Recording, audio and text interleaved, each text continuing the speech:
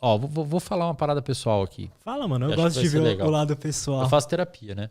Faço terapia com o Fábio. Fábio é talvez... É Perim, né? É, Perim. Fábio Perim. Pô, ia ser massa esse cara vir aí também um dia. Mano, ele parece muito foda. Ele sabe muito, cara. Sabe muito. Assim. Ele fez neuro no mesmo programa que eu. Foi um dos primeiros alunos nas turmas de neurociência. Que da Ele hora. é massa. Fábio, se estiver olhando aí, cara, abraço pra você. E ele falou uma parada na terapia, cara. Eu vou usar eu como exemplo, porque pra galera ver que também sou humano e provavelmente alguém vai se identificar aí. Sim. Eu não sei se minha família tá vendo isso. Mãe e pai não precisam se preocupar, tá tudo bem, tá? Mas aparentemente eu tenho ciclotimia.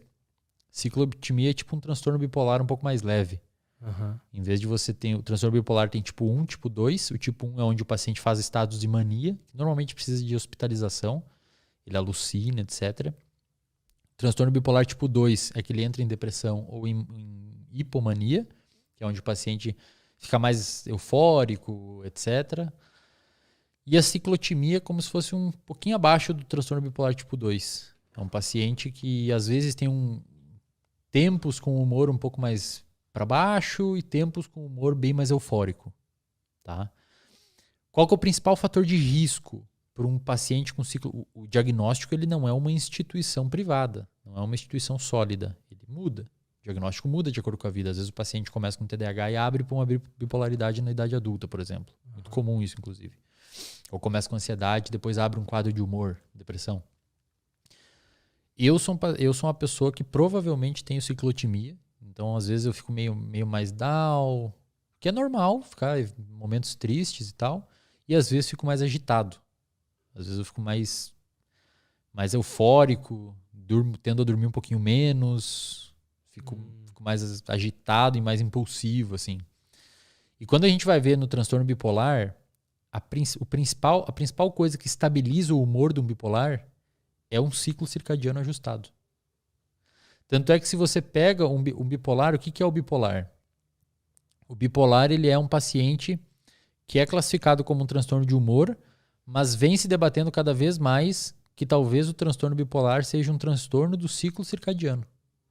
Olha um paciente quando está em hipomania ou mania. Ele dorme menos, ele come menos, ele fica mais agitado, fica mais alerta, fica mais energético.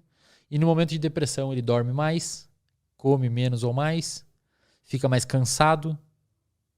O bipolar, às vezes, é como se fosse uma alteração de ciclo. Às vezes ele tá, tipo assim, como se fosse um momento do dia que você tá mais cansado, só que ele por vários dias. E às vezes no momento do dia que você tá menos cansado, só que ele por vários dias. E o lítio, que é o principal estabilizador de humor, atua, dentre outros mecanismos, lá no supraquiasmático, nos reloginhos clock. O lítio, que é o principal estabilizador de humor, o principal medicamento para bipolar, atua nos genes do ciclo circadiano. Se você tem um bipolar, o Renato vai falar isso quando ele vir aqui. Ele vai falar o que para você? Lutz, pode puxar esse assunto com ele, tá? Pode falar que eu falei. Uhum. O principal estabilizador de humor hoje para um paciente bipolar é uma rotina. Cara, se você pegar um paciente bipolar que não tem rotina, pode dar uma caçamba de lítio para ele que vai ser difícil estabilizar. Paciente bipolar tem que dormir cedo, acordar cedo, comer no mesmo horário, fazer atividade física regular, se expor à luz do sol, não ingerir álcool, não ingerir café em excesso, até porque o café interfere no exame do lítio no sangue. Paciente bipolar tem que ter rotina. E o principal estabilizador de humor hoje é rotina. Tem até estudos que mostram que se você tem pacientes que não respondem ao lítio, por alguma razão, você estabiliza a rotina do paciente, o paciente começa a responder, começa a melhorar de sintomas. Então, o paciente bipolar precisa. Cara, quando uma pessoa, assim, eu entendo que talvez eu tenha eu digo talvez porque esses diagnósticos demoram. O diagnóstico bipolar, por exemplo, demora às vezes 10 anos para ser feito.